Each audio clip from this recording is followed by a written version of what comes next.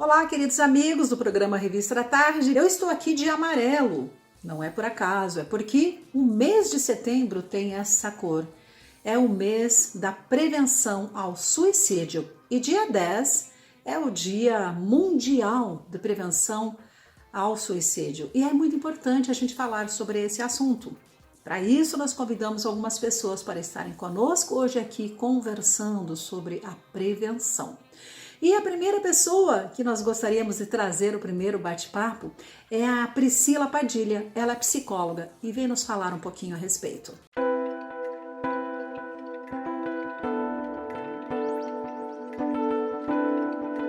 Olá, eu sou a Priscila, eu sou psicóloga e estou aqui para falar para vocês sobre o Setembro Amarelo, que é esse mês que nós estamos agora, onde a gente fala sobre prevenção ao suicídio e sobre esse tema de maneira geral.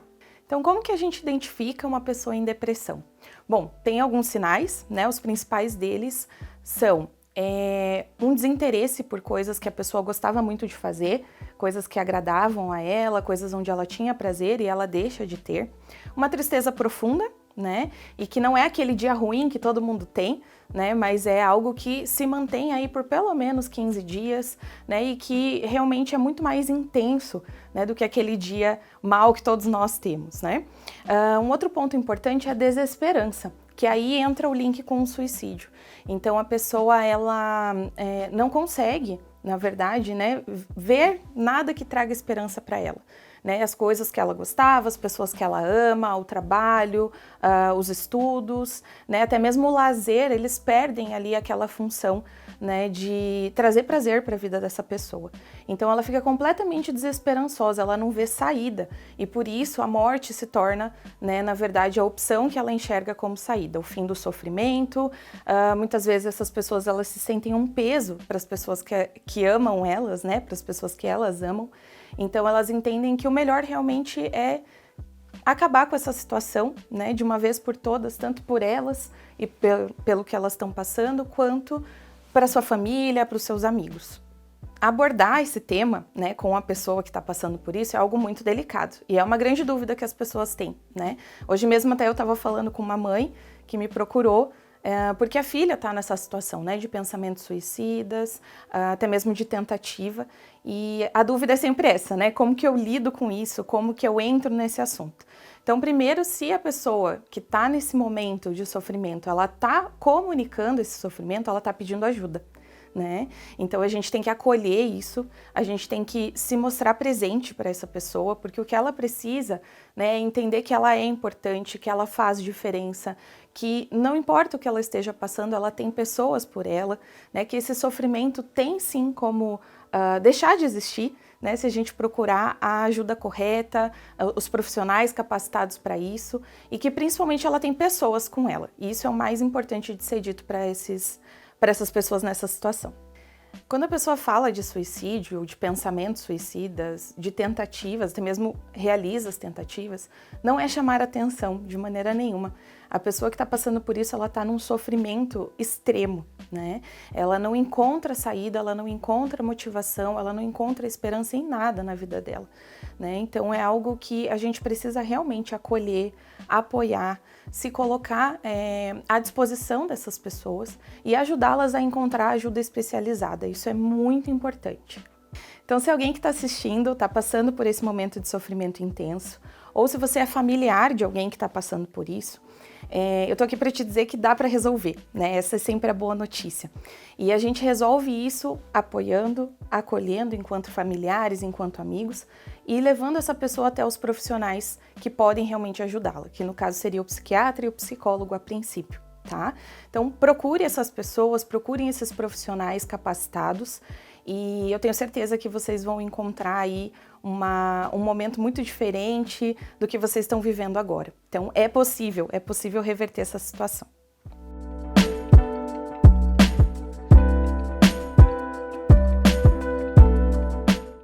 Muito obrigada, psicóloga Priscila. Importante a gente falar realmente sobre esse assunto, trabalhar na prevenção e ficarmos atentos, porque assim, todos nós somos vulneráveis, então pode acontecer com qualquer um e a gente precisa falar sobre esse assunto para ajudar as pessoas, para salvar vidas. E nós convidamos também o pastor Paulo Cunha, e ele vem nos falar sobre como o cristão pode ajudar alguém que está passando por esse processo.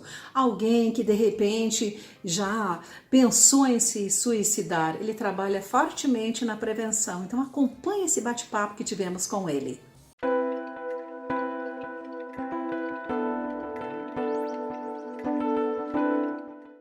Hoje eu estou aqui com o nosso querido amigo, é o pastor Paulo Cunha, e nós vamos falar sobre um assunto importante que é preciso ser falado, de forma que o cristão pode ajudar alguém que está pensando em suicídio. Isso é muito sério, precisa falar sobre esse assunto. Olá, pastor Paulo, seja bem-vindo ao nosso bate-papo de hoje. Olá, Clarice. Obrigado pelo convite. Sim. Então, eu trabalho especificamente com o ser humano. Eu também trabalho com a questão, e aí muito diretamente, com palestras sobre a questão do automutilação, depressão, suicídio na infância e adolescência, também a questão do lideranças em risco. Eu também trabalho com isso.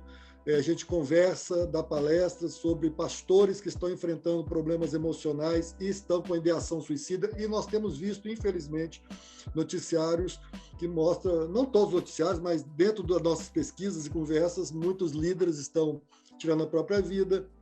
Eu também dou consultoria na primeira infância, né? Então, eu sou membro da Academia Poética Brasileira, escrevo poemas como desencargo de vida. Assim, eu gosto de aliviar minha alma através da poesia e contar histórias da vida, né, sentimentos através da poesia. Então, participo disso. Vida é o meu tema, pessoas é o meu foco. Que benção, pastor, você realmente... Capelão.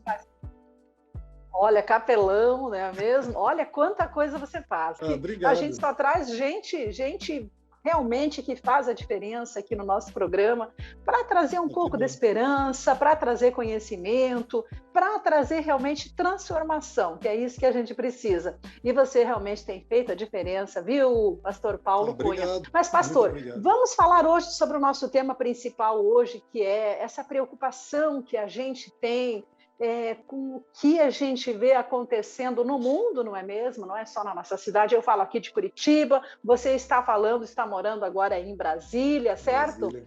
E a gente tem visto acontecer no mundo, não é mesmo? Essa questão tão séria, que é a questão do suicídio. Aí eu queria te fazer essa pergunta.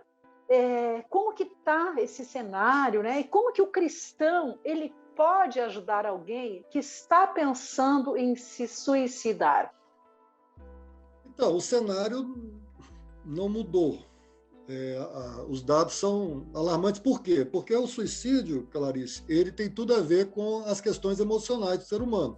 Então, você imagina, por exemplo, na pandemia, quantas pessoas foram afetadas mais ainda no seu emocional, seja relacional, seja de trabalho, seja existencial.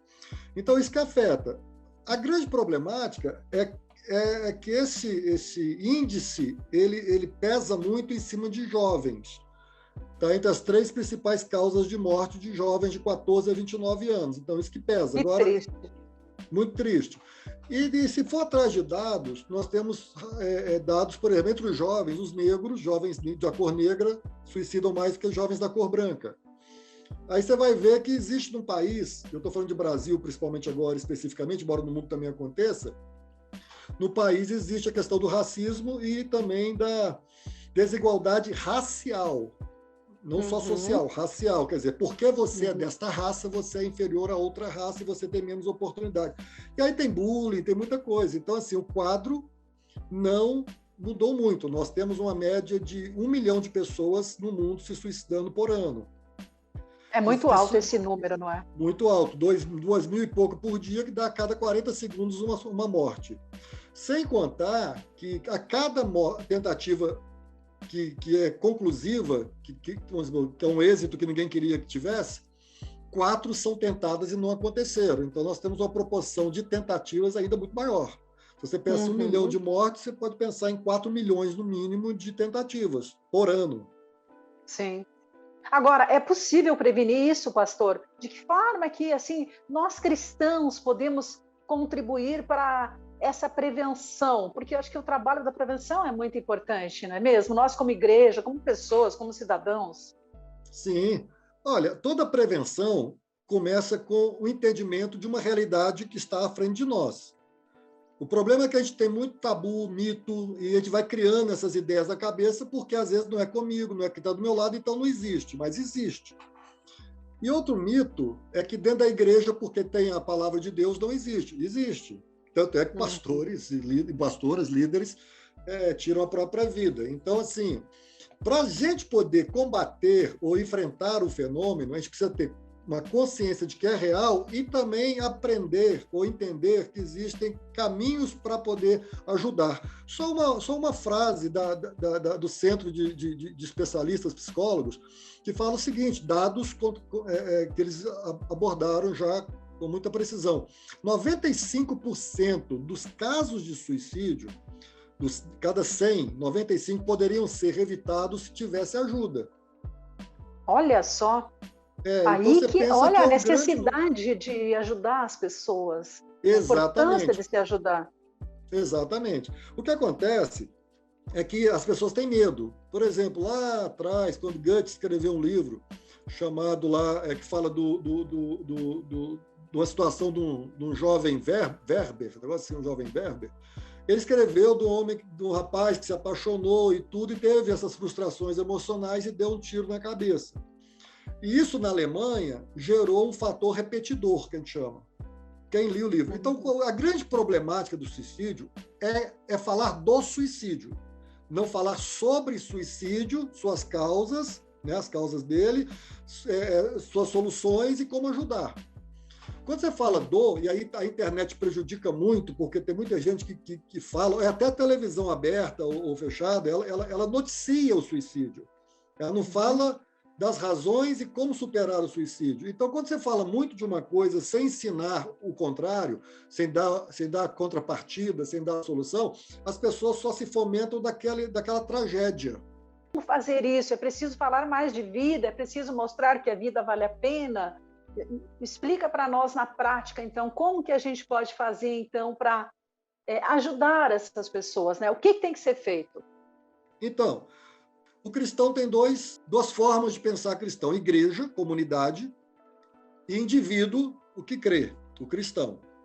Enquanto comunidade, e aí é uma situação que eu luto muito, inclusive tenho dado, graças a Deus, algumas palestras em igrejas e cursos, mas é muita resistência, o pessoal prefere falar de triunfalismos, de outras coisas, né? E o que acontece? As igrejas precisam ter momentos de palestras, momentos de seminários mais profundos para líderes, para pais, para jovens. Precisa ter também toda uma busca de especialistas ou pessoas que estão envolvidas de como se identificam os sinais de ideação suicida.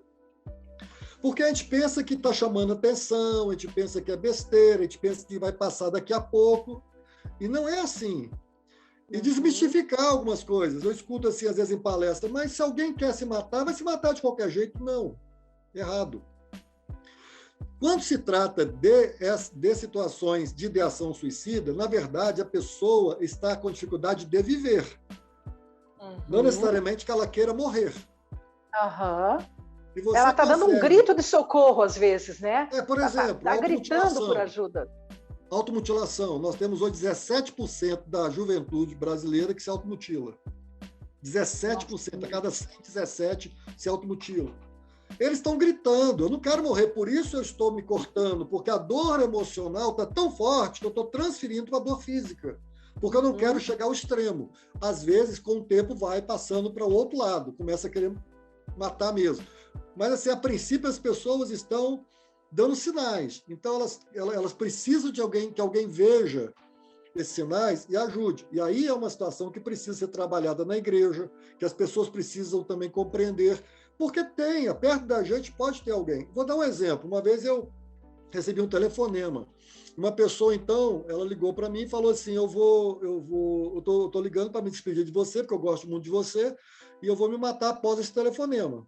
Então, eu seria a última pessoa que essa pessoa teria contato antes de tirar sua vida. Eu podia dizer, não vai não, besteira, isso aí é chamando atenção, tá, não. O que eu fiz? Na hora eu não tinha que ficar conversando, eu tinha que ter um start na conversa. Eu falei assim, só tem um problema. Ele disse, qual? Eu não despeço de ninguém por telefone, você tem que vir aqui me dar um beijo. Olha que estratégia. Aí quebrou ele. Naquele momento foram 3 horas de conversa, saímos para almoçar e tá até hoje, está casado, tem filho. Então, assim... Glória! Graças a Deus, salvou uma vida aí. Graças a Deus. O que acontece é que as pessoas acham que não é tão sério assim.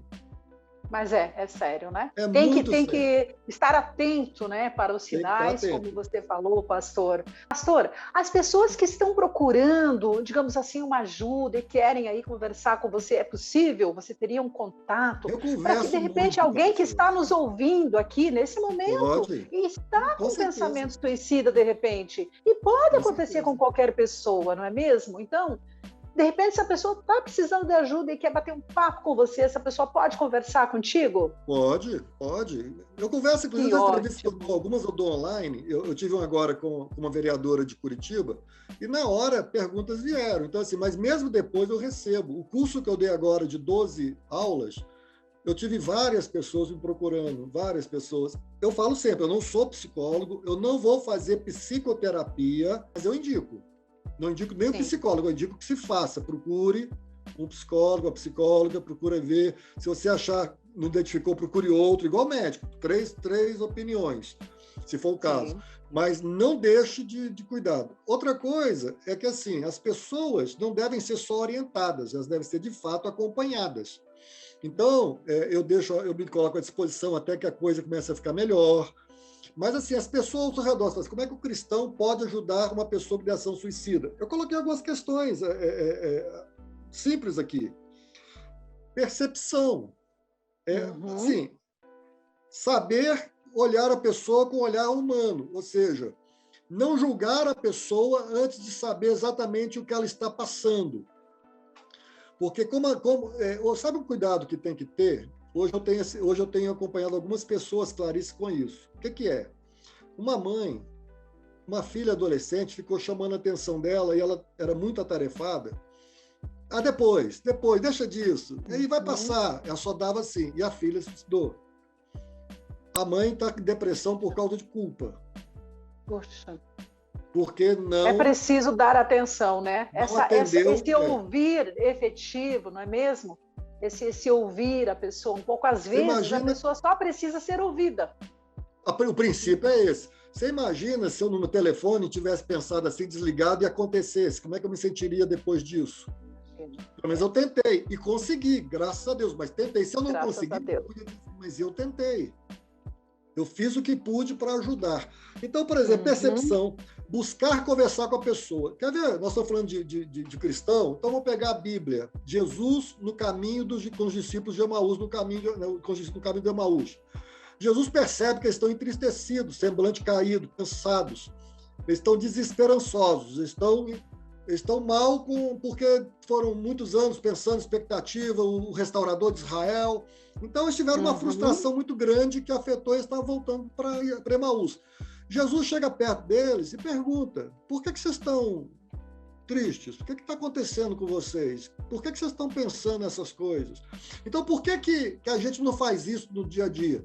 No dia a dia, assim, quando encontra, por que você está com essa ideia? Por que você deixou de andar com a turma? Por que você não mais vai lá com a gente naquele evento que você ia? Por que você não faz mais coisas que você gostava? Por que você caiu tanto no rendimento dos seus estudos escolar? Né? Por que você só fala agora que a vida não presta? Por quê? O que está acontecendo? Você dá chance, não é metralhando, não, só estou dando informações, não para metralhar. Não, mas essas perguntas, né? Essas perguntas levam a uma grande reflexão, não é mesmo, pastor? Isso, eu vou dar três frases básicas para a gente, esse assunto não ficar a dever muito, porque é pouco tempo, obviamente. Então, primeira coisa, dê atenção às pessoas. Dê atenção às pessoas. Se você vê alguém, dê atenção. Converse com elas. Procure dar espaço para elas poderem abrir os seus corações, falar de si mesmas. Segundo, se disponha a ajudar no tempo que for.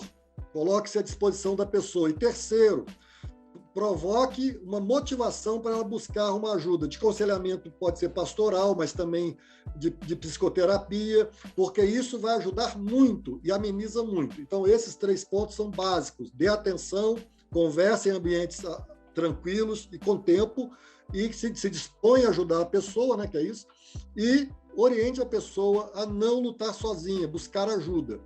Ela precisa, Muito e se bom. ela tiver ajuda, entendam, 95% das pessoas que suicidaram poderiam ser salvas se tivessem ajuda. Isso é muito claro. Quem está ouvindo isso, tiver necessidade de uma conversa para a gente poder orientar seu caminho, tranquilo, tranquilo.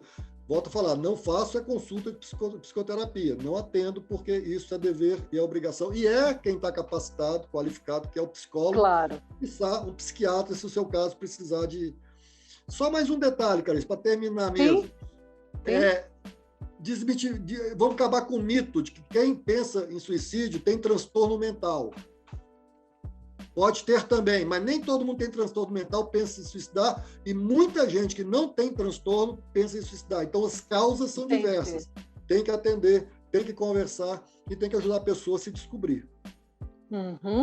Perfeito. Puxa, muito obrigada, pastor Paulo, pela sua ajuda aí, por esse tema relevante, e que pessoas possam ser salvas, possam ser ajudadas. E por mais líderes treinados, não é mesmo? Por mais pessoas que possam estar ajudando, porque é uma rede que a gente deve formar, né? Uma rede do bem aí, uma rede de prevenção, eu diria assim, pela vida, não é mesmo? É um manifesto pela vida. Obrigada, tá? Obrigada. Deus abençoe o seu trabalho. Parabéns por tudo que você tem feito. E é claro que eu preciso dizer para você que estou muito grata por você estar mais uma vez comigo aqui, não é? Nesse bate-papo aí tão importante. Muito obrigada. Gratidão Deus abençoe é minha. você. Você é muito abençoada. Muito obrigado. Amém, amém. Obrigada.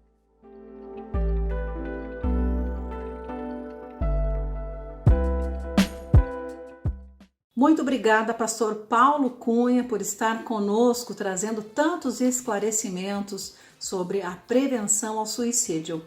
Agora, e quanto às crianças que estão passando pelo luto, como devemos agir? Nós convidamos a psicóloga Halume para nos trazer algumas explicações sobre como podemos ajudar os pequeninos quando passam por uma situação assim.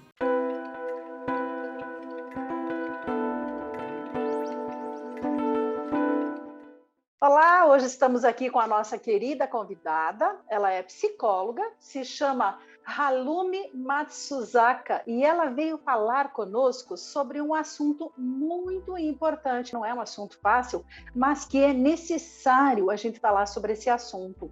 É sobre como lidar com o sentimento de luto das crianças. Então é sobre isso que a gente vai conversar hoje. Seja bem-vinda, minha querida amiga aí, Halume. Eu que agradeço por essa oportunidade de compartilhar, né, o nosso conhecimento em favor das pessoas. Nós estamos vivendo um momento, né, onde esse tema é bastante relevante. Tá? Então, sou psicóloga, tenho especialização em traumas, né, numa abordagem bastante recente aqui no Brasil, chamado EMDR, e também trabalho com famílias, né, no modelo sistêmico.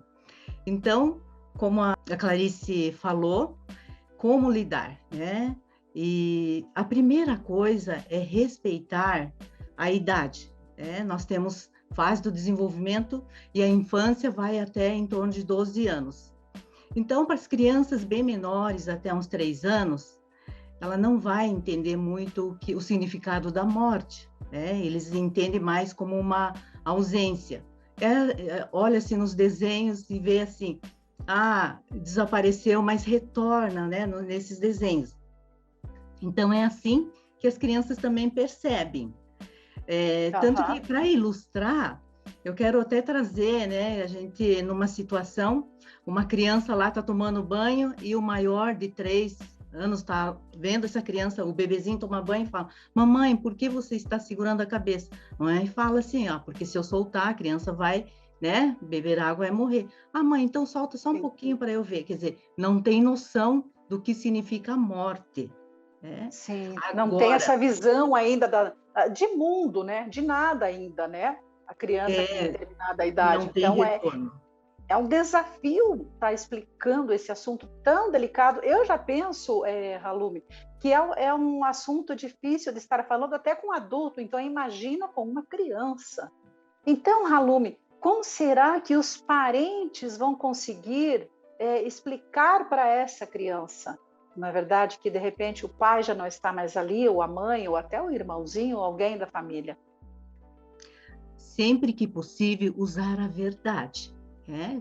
Como eu disse, né? Conforme a faixa etária, conforme o entendimento da criança, dizer a verdade, né? Que a morte é uma despedida, né? Que não há retorno. Então, é muito importante acolher os sentimentos, falar da tristeza que a criança vai sentir, né? O fato de não ter mais as pessoas queridas próximas.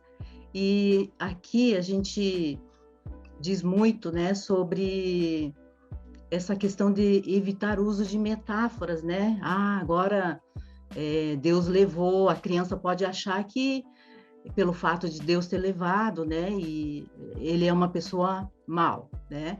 Ah, virou Uhum. estrelinha, mas puxa, se virou estrelinha, olha para o céu, mas será que vai voltar? Né? Nesse contexto, é bom sempre falar a verdade, né? Que a morte é uma ausência de vida e que a pessoa não vai voltar mais. E o importante é falar, né, das reações normais, que nós vamos chorar, que nós vamos sentir saudade, né? Nesse Uhum. Então, o sentido. processo de luto é preciso passar, não é mesmo? A pessoa Muito precisa passar pelo importante. processo do luto. Isso, Clarice, é muito importante permitir que as crianças também vivam esse processo de luto. Assim como os adultos, né, as crianças também têm essa mesma necessidade. Certo. E agora, muitas vezes, eu acho que na maioria das vezes, as pessoas não sabem como fazer isso, e é aí que entra, então, a ajuda de um profissional, não é mesmo?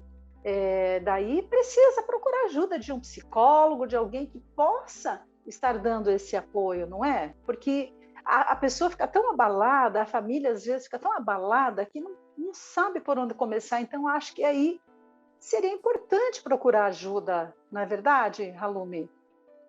Isso, Clarice, muito importante, né, esse adulto, ele também procurar, né, elaborar antes de contar. Não tem nenhum problema dizer que vai procurar uma resposta, né, adequada para as perguntas. É, e na necessidade, se vê que a criança está com dificuldade de dormir, né? Problema na escola, dependendo da faixa etária, não consegue lidar com esse sentimento da ausência, da tristeza, pode ser que se manifeste em forma de agressividade, né? Não tem vontade de brincar, pode ser que diminua o apetite. Também, em casos mais graves, pode ter, né, reações de enurese, que é o xixi noturno. E aí, sim, né, procurar ajuda de um profissional. Isso é muito importante. Certo. Então, aos pais aí que estão nos acompanhando, que conhecem uma família, de repente, famílias que conhecem famílias que tiveram alguém aí, né, que perderam seu querido. E, infelizmente, nós estamos vivendo num período em que isso está acontecendo, né? E está acontecendo bastante devido aí à pandemia, esses quase 2 anos de pandemia aí que a gente passou. E, infelizmente, temos crianças aí que perderam, inclusive, pai e mãe. Então, a situação é complicada e essas crianças precisam ser amparadas e, além de amparadas, precisam ter alguém que, né, aos poucos vá contando aí, como você falou, a verdade, mas de uma forma também que não assuste essa criança, de uma forma também que não faça essa criança desistir de repente, porque dependendo da idade também a criança poderia entrar numa depressão, não é mesmo? Sim, se a criança não conseguir elaborar essas emoções e se prolongar por muito tempo, né, aí pode também desenvolver esse quadro com sintomas de depressão, né? E também, hoje nós estamos com várias literaturas que ajudam bastante, tudo conforme a faixa etária, né? Então, os próprios cuidadores, né, os avós, então, podem procurar nas livrarias, que isso tenho certeza que vai ajudar bastante as crianças a elaborarem o luto. Certo, Halume, olha, eu agradeço muito a sua participação aqui no programa Revista da Tarde. Que bom que você veio para esclarecer um pouco para a gente. E qualquer coisa, se alguém estiver precisando desse tipo de ajuda, você atende, tem consultório, atende numa clínica? Como é que funciona para as pessoas procurarem você? Sim, eu tenho um consultório, né, ali no bairro Portão, na Avenida Arthur Bernardes, 2115, e a minha especialidade, por ser de traumas, e também trabalho bastante, né, ao contexto da família, estou à disposição de vocês. Certo, certo. Muito obrigada, então. Que Deus continue abençoando aí esse trabalho seu, que é também uma missão, não é mesmo? Que você possa ajudar muitas famílias, muitas pessoas aí nesse sentido também. Muito obrigada pela sua participação hoje aqui no programa. Muito obrigada, né, Clarice, e que nós possamos realmente fazer essa diferença, né, neste mundo.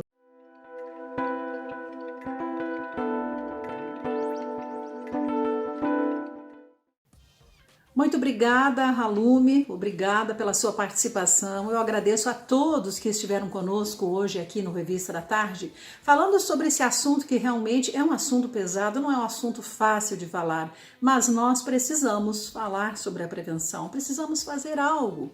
Eu acho que a gente pode ser luz de alguma forma. Você que está aí acompanhando a programação, se você precisa de ajuda, procure um profissional, um psicólogo, procure um pastor, procure alguém que possa te ajudar. E se você também tem vontade de trabalhar na prevenção, se engaje em algum trabalho voluntário, porque com certeza você vai ajudar alguém, vai ajudar a salvar aí a vida de alguém. Bom, mas o que a Bíblia fala pra gente sobre a vida? O ladrão vem somente para roubar, matar e destruir. Eu vim para que tenham vida e a tenham em abundância. Eu sou o bom pastor dá vida pelas ovelhas. Então encerro esse programa de hoje, agradecendo você pela companhia e gostaria de dizer também que podemos ser luz na vida das pessoas. Assim como muitas vezes somos ajudados, nós podemos ajudar. Então, sejamos luz.